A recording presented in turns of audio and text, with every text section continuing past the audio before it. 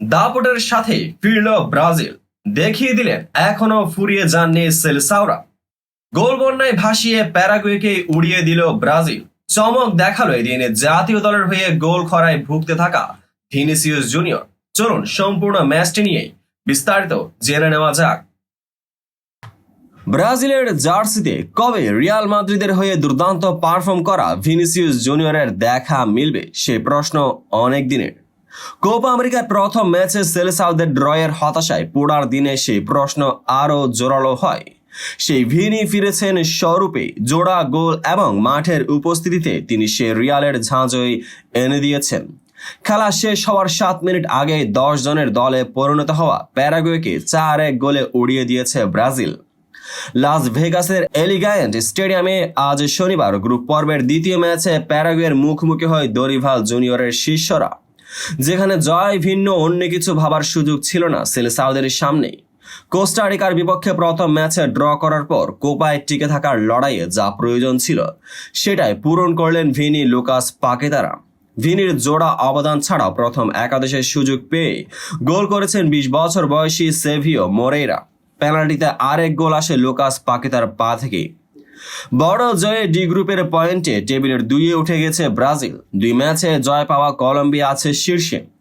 এদিকে আজকের হারে কোপা থেকে বিদায় নিশ্চিত হয়ে গেছে প্যারাগুয়ের। যদিও ব্রাজিলের সঙ্গে প্রায় সমান তালে লড়েছিল র্যাঙ্কিংয়ের 58 নম্বর দলটি। গোল লক্ষ্য 2 দলের সমান 6টি করে শট নেই, ফাউলের সংখ্যা সমান 13টি করে। এর মধ্যে কড়া ট্যাকল করে প্যারাগুয়ে একটি লাল কার্ড ও 2টি হলুদ কার্ড দেখেছে। ব্রাজিলও হলুদ কার্ড দেখেছে 3টি। ম্যাচে ব্রাজিল মূল কাজের অনেকটা প্রথমার্ধে সেরে ফেলে 3-0 ব্যবধানে এগিয়ে থাকার পর তারা দ্বিতীয়ার্ধে আরেকবার বল জালে জড়ায়। তবে এর মধ্যেই ব্যবধান কমানো দারুণ এক গোল করেন প্যারাগুয়ের উমর এলদারেদ। বুক দিয়ে নিয়ন্ত্রণ করা বল নামিয়ে তিনি শট নেন ডি বক্সের বেশ বাইরে থেকেই। শেষ দিকে উভয় পক্ষের গোল বাড়ানোর চেষ্টা করলেও আর স্কোরশিটে কারো নাম ওঠেনি। উল্টো হার নিয়ে মাঠ ছাড়তে যাওয়া প্যারাগুয়ের তিক্ততা বাড়িয়ে 83তম মিনিটে লাল কার্ড দেখেন আন্দ্রেস কুবাস।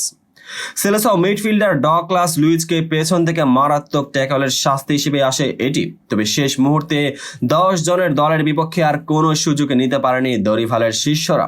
এর আগে ম্যাচের 14তম মিনিটে প্যারাগুয়ে এগিয়ে যেতে পারত, তবে প্রতিপক্ষের জোরালো শটে ঝাঁপিয়ে ঠেকান ব্রাজিল গোলরক্ষক এলিসন বেকার।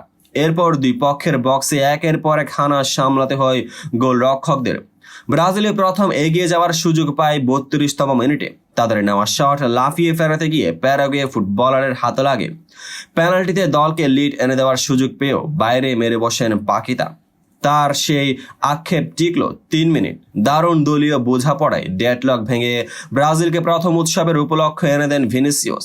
রিয়াল স্ট্রাইকার জাতীয় দলে গোল করতে পারছেন না কেন তা নিয়ে কম সমালোচনা সইতে হয়নি। তারই যেন জবাব আজ অল্প সময়ের ব্যবধানে 2 গোল দিয়ে দিলেন তিনি। ভিনি নিজেই বল নিয়ে বক্সের দিকে এগিয়েছেন। এরপর রদ্রিগো পাকেতার দারুণ এক টাচ থেকে আবার তার পায়ে আসা প্রথমে গোলরক্ষককে বোকা বানিয়ে বল এক পাশে নিয়ে যান, এরপর তার ঠিকানা বানান জালে। 43তম মিনিটে আসে দ্বিতীয় গোলটি। রদ্রিগো গুয়েসের নেওয়া শট ঠেকান প্যারাগুয়ে গোলরক্ষক, তবে পুরো নিয়ন্ত্রণে নিতে পারেননি বল। ফলে প্যারাগুয়ে ডিফেন্ডারের পা ছুঁয়ে ফাঁকায় থাকা সেভিও পেয়ে যান। আলতো টোকায় তিনি লিড দ্বিগুণ করেন।